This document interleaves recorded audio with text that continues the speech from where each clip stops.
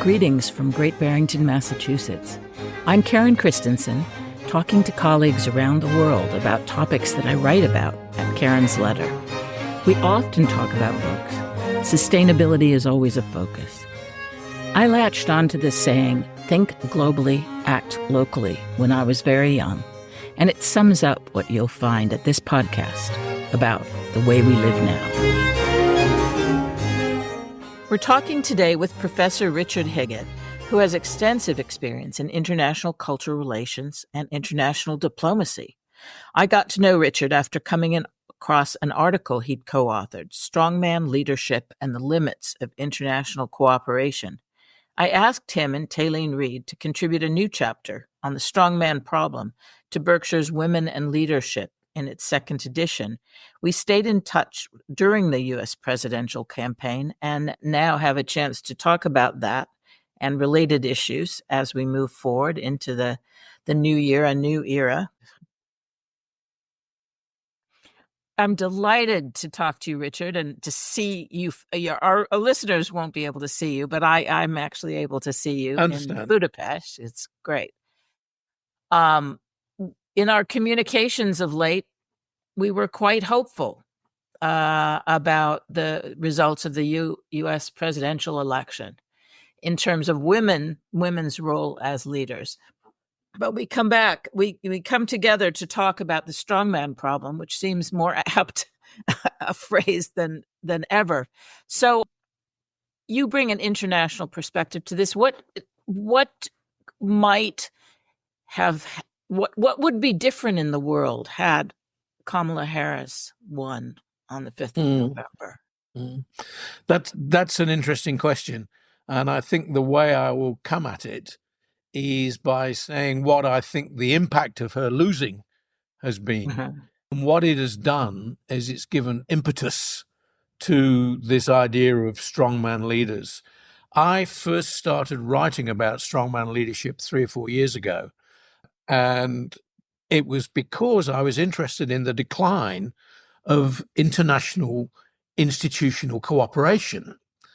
And it dawned on me that this decline in cooperation was not just because of the weakness of the institutions, but because of the leaders who were responsible for these institutions.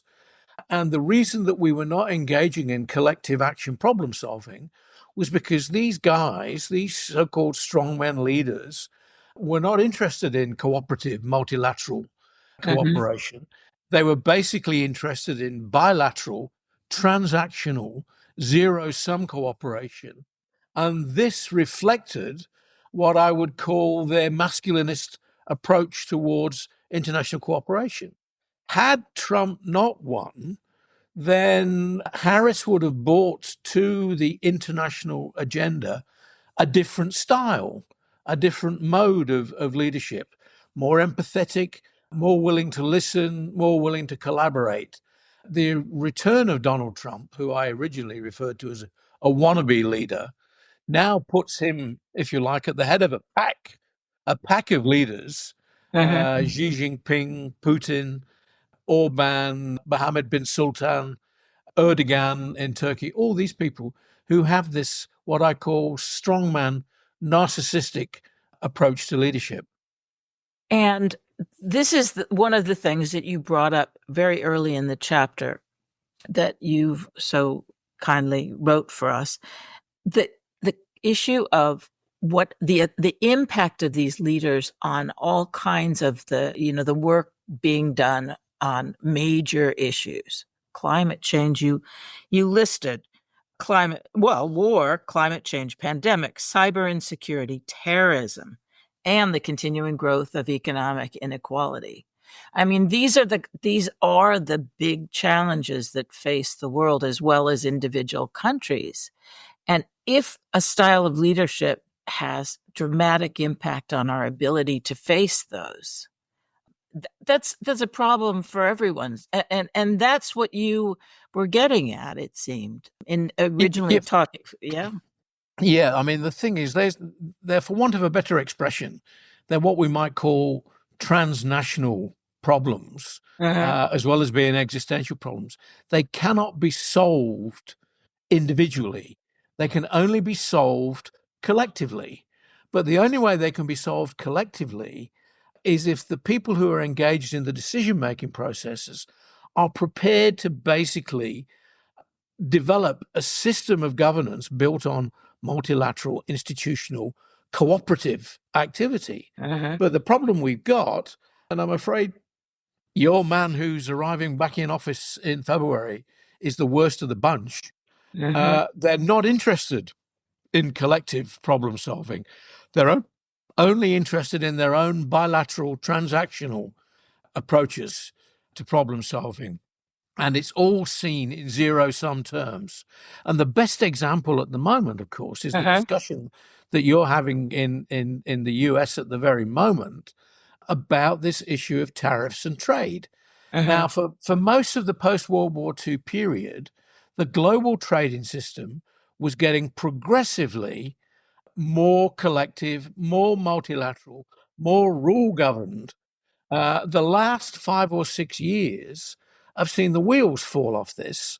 And part of the reason the wheels have fallen off this process is because strongman leaders have basically tapped into populist discontent about the impacts of trade and have decided that the way that they're going to respond to it is by bilateral, arbitrary activity. And as you know, Trump has said it's going to be 10% all round and could even be 60% on China, and that we should seriously expect a transatlantic tariff war.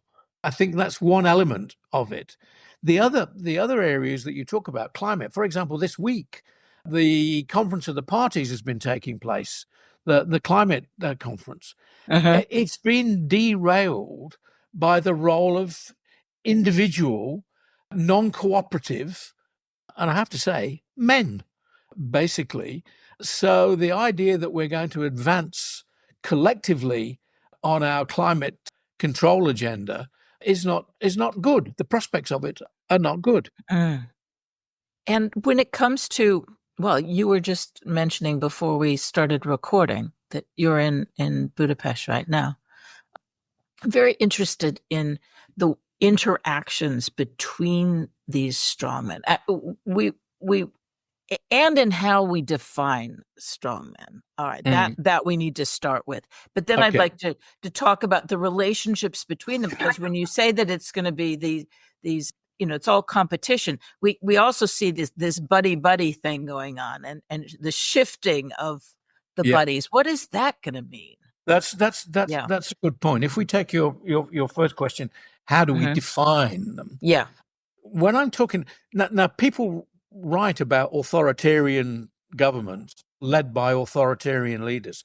Very good historian at NYU called Ruth Ben-Ghiat, who writes about these kinds of things, for example. But what most of the people who write about these strongmen don't focus on is they look at the institutions and the governments and they don't focus on the personality style. Bear in mind that in any international negotiation, it's people that talk. It's not institutions. Institutions don't talk. And the problem is that the dominant mode of discourse of strongman leaders is masculinist. There's a lack of empathy. There's a lack of an ability to listen. There's a lack of an ability to compromise. There is a visceral male bonding that actually takes place between these guys. You see the language of zero-sum transactionalism, narcissism, self-absorption, self-admiration, overconfidence, a high but fragile self-esteem, what one scholar described as the hubris syndrome. So these are the characteristics of strongman leaders. And I should say, even though I describe them as masculinist, it's not gender determined, because it's not impossible that women can have these characteristics. The interesting thing that with very few exceptions, women don't when they get into government. They behave. There are some, we can look back in history at, obviously people want to talk about Margaret Thatcher like this, or Indira Gandhi like this, but that's, or Benazir, but that's not the issue. The issue is the style of strongman leadership. And your next question, why are they buddies? It's because they've got similar populist. Now, you can be populist on the left and the right, but the dominance of populism over the last decade has been right-wing populism, basically. If you take, you mentioned the fact that I'm in Budapest at the moment. If you take the relationship between Viktor Orban and Donald Trump, or more importantly, the Republican, he's been the poster child of the Republican Party for a couple of years now, Yes, yes. appearing at all those conferences. Tucker Carlson did a profile of him, a big profile. Astonishing. Trump sees what Orban has done in Hungary, which is basically rein in the legal system, have his crony mates take control of 90% of the media, both print and electronic, and has thus been able to facilitate his own political agenda through that. So the admiration, ironically, is not of the small man in the small country for the leader of the world's biggest or most powerful country. It's the other way around. I mean, Trump spent most of last year saying how he admired what Orban was doing. What will be interesting is once Trump's in office and he sets his sights on the economic relationship with the European Union, how he's going to respond to Orban. Because, Yeah. okay, they're great political buddies, but the biggest source of foreign investment in in Hungary generally, but in Budapest as well, is Chinese foreign investment. Uh-huh. I mean, Orban's been able to play the China card and the America card. Now, the question is whether they will remain buddies. Will Trump let him remain living off the public purse of the Chinese government, or will he insist that he kind of joins the anti-China consortium that the US has been developing over the last few years? Well, the breakthrough in U.S.-China relations in the early 70s was based on the Cold War and getting China away from Russia. And the Chinese relationship with Russia has been very much on and off. I mean, they kicked all the Russians out after there's, endless stories. And so these big countries and these strong leaders, they will get along for a while, but when they break up, they sometimes break up big time. The interesting thing is the relationship between Putin and Xi Jinping, of course. I think that Xi Jinping probably sees Putin as a bit of a problem at the moment. They are close. They've got this argument that there is no way of they're indivisible as partners. But of course, the relationship has changed to the extent that Putin is now the supplicant in this relationship. Yeah. But they both operate these strongman approaches towards international relations. And I think that one of the forthcoming tests amongst the strongmen, and this is something I've not written about this yet, but I'm beginning to think about this.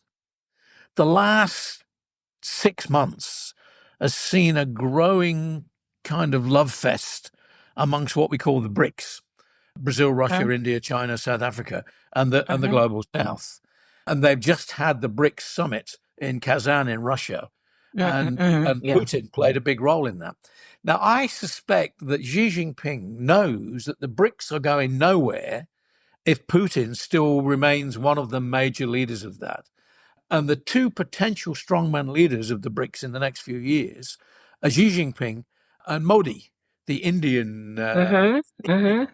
And the idea would be, I'm sure that they'll never articulate, but I mean, it would be much better for Xi Jinping if Putin's profile became less of a problem for him in international relations. So the assumption that all the buddy nature of the relationship between all strong men will continue shouldn't be taken for granted. Now, I think that there probably will be something of a love-in between Putin and Trump in the first 6 months of the relationship, because it's quite clear that Trump's idea that he can solve this problem in 24 hours, classically strongman, bilateral, transactionalist, I will make the deal, you will all fall in line with it, will clearly be in the interests of Russia and at the expense of of Ukraine. Uh-huh. So that will remain strong for a while, but it's not going to be all loving and roses between these guys. I mean, the frictions will emerge, and that's the same with Xi Jinping and Putin. It's the same with Modi and Xi Jinping. As I said, it's going to be the same with Trump and Orban. So these are fragile, short-term Right. relationships. Or we could throw in Elon Musk as well. I mean, don't all these people want to be top dogs? Musk is a different category. I mean, Musk is basically, he's not an elected leader. He doesn't have any formal political role, but clearly in what is emerging, I mean, to the extent, I mean, I even though I live in Europe, I'm an avid watcher of US television. So I understand the role that Musk has played and the role that Musk wants to play. But this is a very fragile relationship for him. But what he will be and what is clearly emerging in the United States, it seems to me, is some kind of billionaire oligarchy in terms of the way government is being run. And Right. Is that anything like Russia? I mean, we always talk about Russia and oligarchs, and now we're hearing it's that term it's applied it's here, a but good point. is it the same? I would say that what you see in Russia is a highly developed kleptocracy. It's the same in. I have to be careful. I'm I'm living in Budapest, and I'm about to call the Hungarian government a kleptocracy.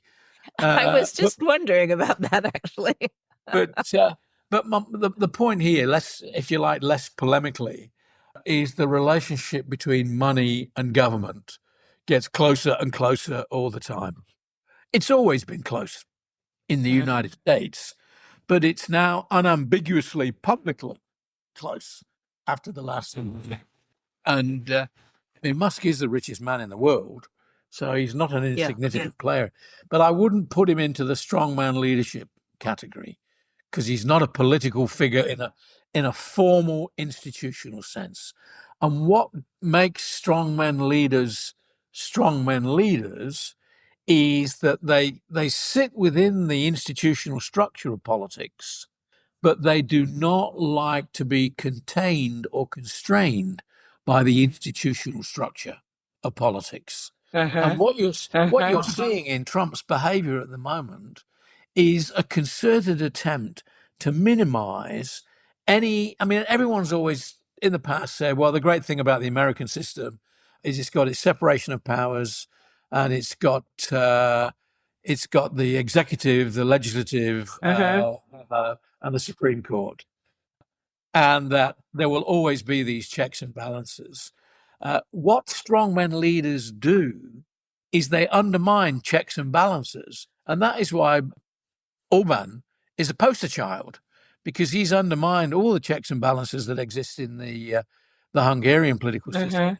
And without putting too fine a point on it, this is entirely, it seems to me, watching what's happening in the United States in the last 2 weeks, that Trump is trying to do something similar. Yes, that seems a completely clear. Now, if I may just Mhm. say one thing, just to Sure. temper, Trump has much more of a mandate than I expected him to have if he'd won the election, because of the changing nature of the popular vote. He does have some kind of mandate to say, I want to bring about change. Does that mandate extend to his legitimacy to undermine the traditional checks and balances of the American political system? I personally would say no, but you will find people who will say, well, it's his right to do this now. So, I think and we found the weakness of democracy, because I've been listening to vote, some voter groups, and people are clearly not as concerned about this as many more, as perhaps they more should be. informed, as more informed observers are. Yep. But what do you think about this psychology in the chapter that you wrote? You wrote quite a bit and quoted David Owen, a British politician, on the subject of the actual psychology, the distinctive characteristics of such people. And it seems to me so curious that I'm intrigued by the fact that around the world, in very different cultures, we're seeing similar phenomena. But also, what is the attraction of these people at this point in time? Well, there's two things. I mean, you mentioned Owen, and I think that Owen was the guy who articulated this thing called the hubris syndrome, which he actually called the illness of position. Bear in mind that Owen before he became a politician, was a neurosurgeon. So his background in the psychopathology of this is impeccable. And he looked at the degree to which there was a heroic model of leadership and the degree to which it could be attractive to a populist community if articulated well. Now, one of the interesting things he did say was that leaders tended to grow into this over time. They didn't automatically arrive. They didn't automatically arrive as strong men. They became strong men over time as they learned things. The other thing he said, quite interestingly, was that for some leaders who have been strongman leaders, when they cease to be leaders, they recover from this illness of position. One of the interesting things about the United States is that when Trump was voted out of office in 2020, he didn't grow out of it. He grew more strongly into it. It became more obsessive for him, not less obsessive for him. The other point that I think is worth making here is to contrast it with the issue of women as leaders. Yeah. Because what we're really talking about is gendered performativity, how these guys perform and what they do. This heroic model that brooks no criticism, basically. It expects loyalty. It appoints on the basis of loyalty. And we're seeing this massively in the United States at the moment. The way these guys get into power is through masculinist approaches. The interesting thing is that the structures of office, of institutional office, favor an approach that is masculinist for getting you into office. Self-confidence, male bonding, self-admiration, arrogance, all those things help you get elected. What they don't do is help you govern. And very often the best kind of governors are people that have what we might call, for want of a better expression, feminine characteristics, empathy, willingness to listen, willingness to cooperate, willingness to compromise. And there is now a strong body of literature that demonstrates, for example, that take COVID, for example, the most positive responses to COVID came in 3 or 4 countries where they had women leaders. Germany, Taiwan, New Zealand, for example, where they were prepared to compromise. There is now a literature that also demonstrates that strongman leaders prolong wars where non-strongman leaders tend to shorten wars. So the question is, how do we get people into place who do not adopt strongman strategies?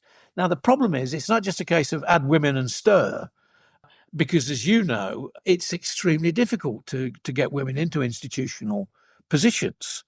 So the question is not simply about getting more women elected.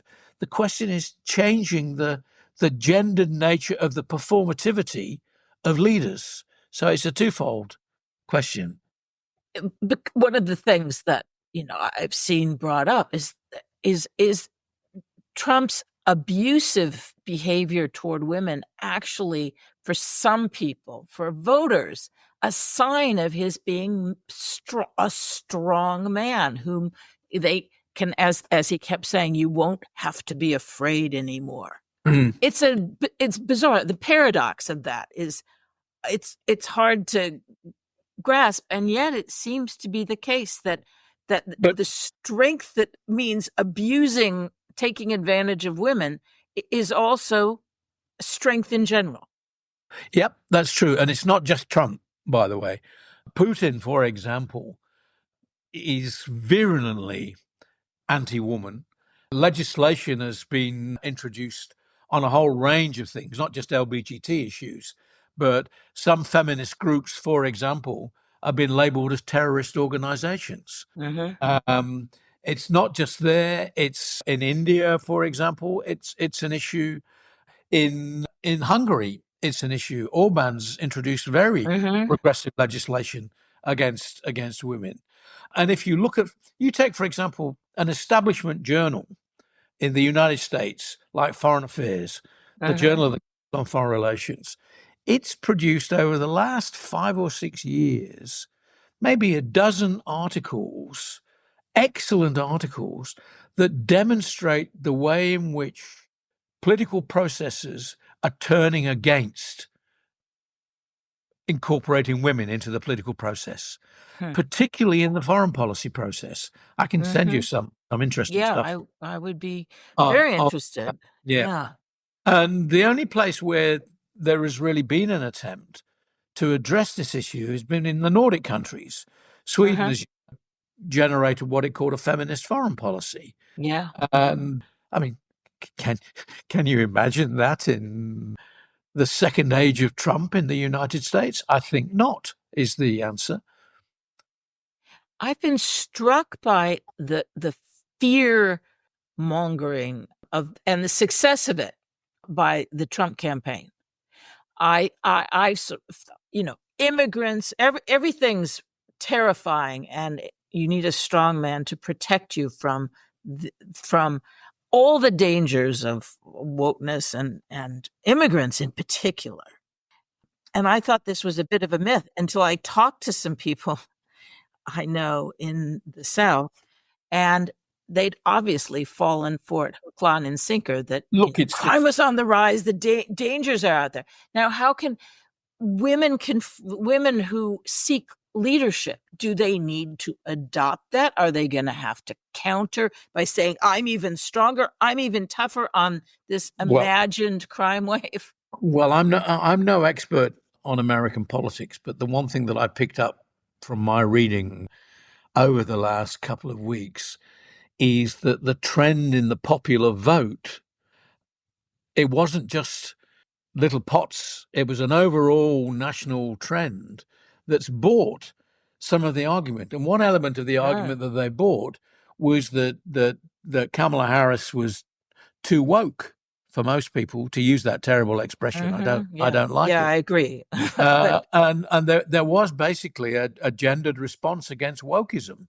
So the answer to your question is clearly, in order to be a credible alternative, you've got to be sensitized to the fact that large sections of the population do not subscribe to what we might consider to be normal objective agendas for improving the position and the lot of women. I'm no radical feminist. I'm a grumpy old man, but I'm at a loss to see. If I give you one example, I teach a graduate class. The average age of my students is 25 to 30. I'm amazed by how unreflective many of them are on how things have changed for the lot of women in the United States in the last two and a half years. I would have thought the younger generation would have been angrier than ever, if you see what I mean. And alert to it. There was a rather marvelous and heartbreaking op-ed by a 16-year-old in the New York Times a couple of days ago, describing going to school the day after the election. And the female teachers were clutching tissues, the girls were crying and leaning on each other's shoulders, and the boys were playing Minecraft. And one of the boys says to the author, what's going on? Why are the girls all so upset? She thought at least she thought he was her friend, and he was completely oblivious of what the result of the election meant to these young women. Mm. So that is And of course, worrying. the big divide in the United States now is between the credentialed and the non-credentialed. I mean, if you look at the data on the election, it's quite clear that there is a major cleavage between those who have 4-year college degrees and those that don't. Interesting article in the Atlantic last week on that, on the failure of the meritocracy. But this is not directly related to the topic we were discussing. So yeah, but in terms of positioning, how strongmen position themselves to defend and as far as I can see, instill pride in people, in men who otherwise were feeling diminished by the way the world is changing. Yeah. Oh, it's. I mean, I'm an Australian. Australians call it blokiness. You know, it's the good bloke syndrome. Is he a bloke? Yeah. Is he a good bloke? And Yeah. it's quite clear that a little bit of badinage, a little bit of bravado, a little bit of sexism is not something that you should be too perturbed about. I mean, at the risk of bringing it directly to what's happening even today, it seems quite clear that the president-elect is not at all put off by the track records of his would-be Attorney General and his would-be Secretary for Defence. So it'll be very interesting for an outsider, for someone here living in Europe, to see how that plays out, whether these two guys go through. Yeah. Do you have any thoughts about how women can best counter this? Do you examples that you can think of? I mean, without becoming, I lived in Britain under Margaret Thatcher. Are there any lessons from Margaret Thatcher's reign or anyone else because I do think there are a lot of women who are asking, what the heck should I do in this, in order to deal with the world as it is? It's interesting. I didn't live in Britain under Margaret Thatcher, and I would not for 1 minute put Margaret Thatcher in the same category as these strongmen. No. Margaret Thatcher was a Democrat.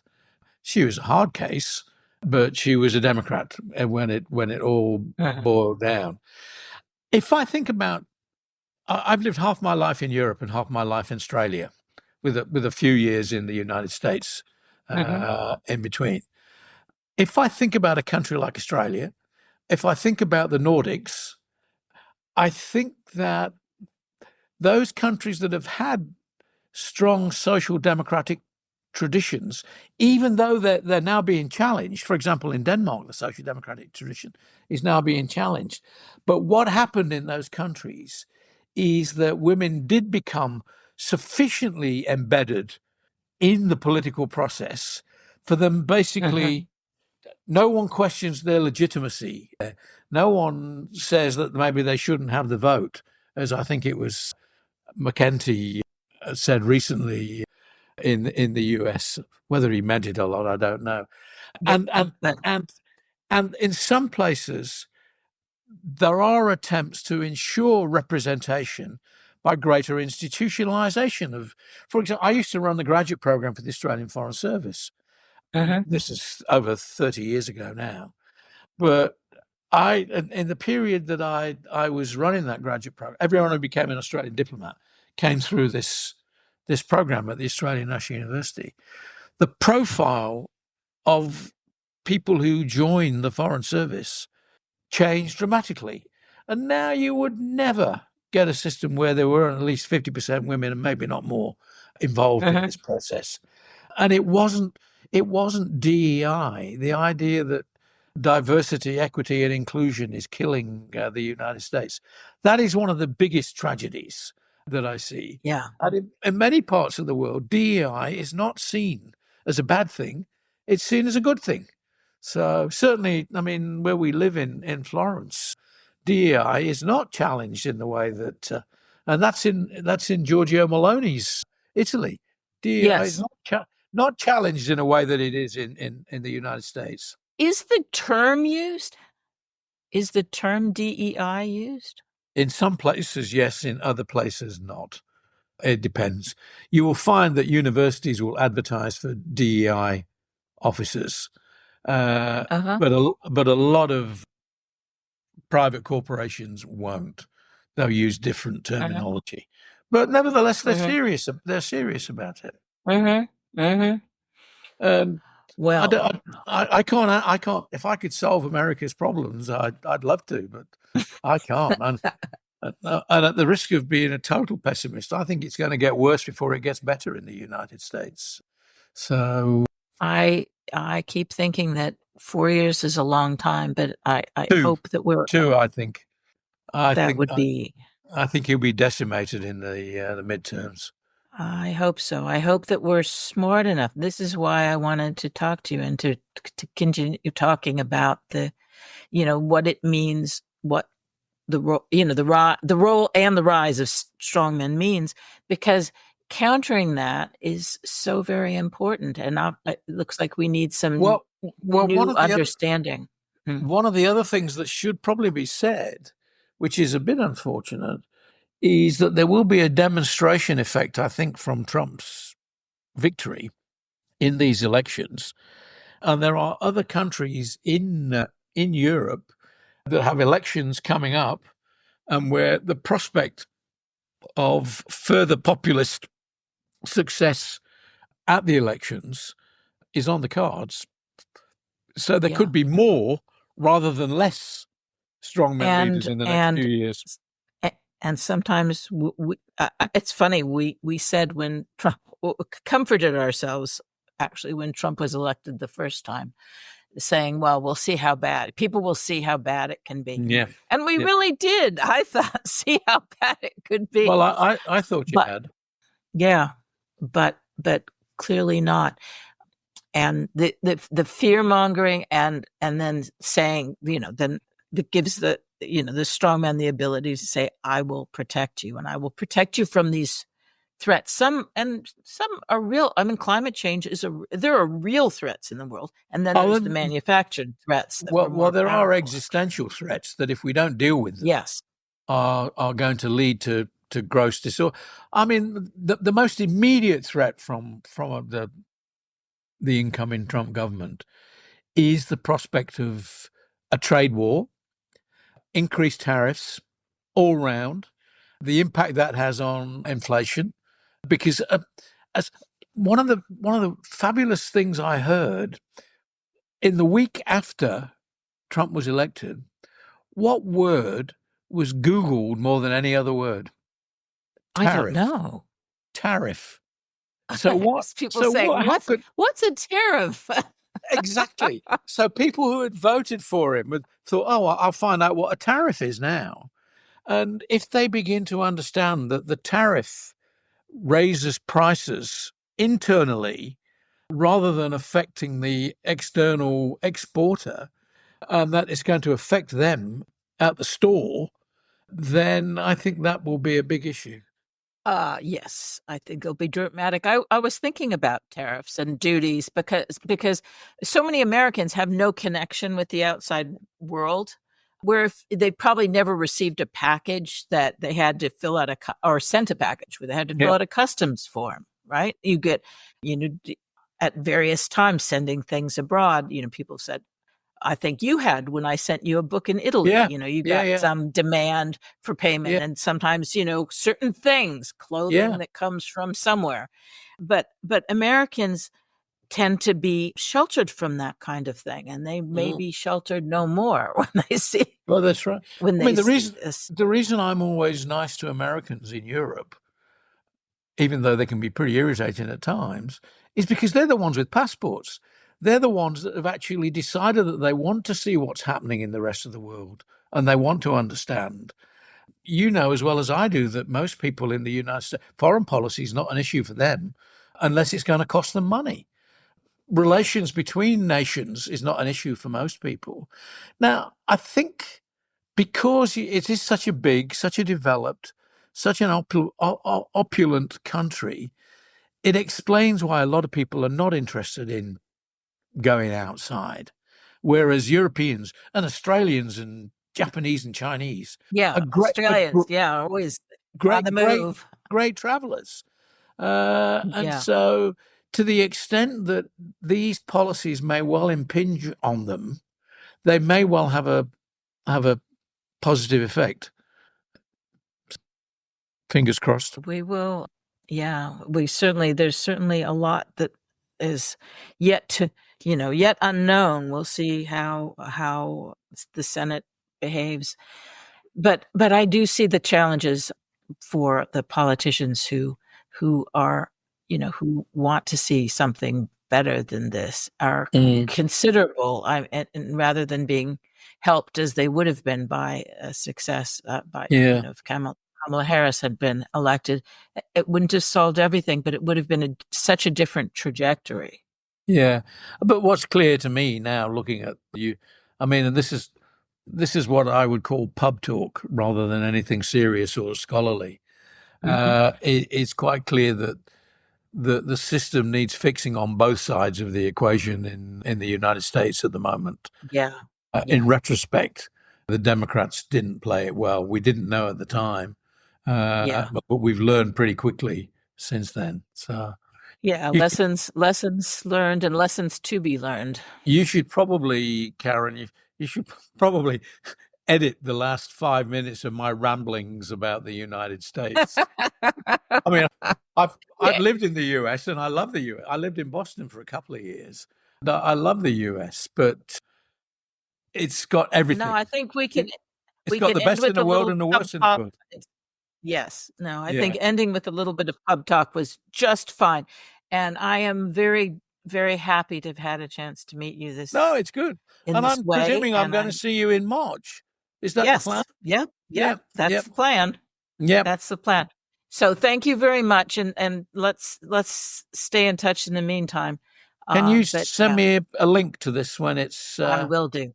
I will do. And I need a photograph of you, please. So thank you very much for joining me. I can send you a photograph, but the last photograph that was taken of me for official purposes was about 5 years ago. So unofficial would be great. Just get a I'll see what I can do. Yeah. Okay. All right. Okay. Terrific. All right. Take care. Ciao. Yeah. Lovely to meet you. Bye. Thank you for joining me at The Way We Live Now, a podcast where we roam the world for ideas and inspiration and talk about tools that will help to make the world a better place. I'd really love to have your ideas and comments. Please leave a comment below and subscribe to the feed. You can sign up for my newsletter, which I try to make a real letter, at karenchristensen.substack.com.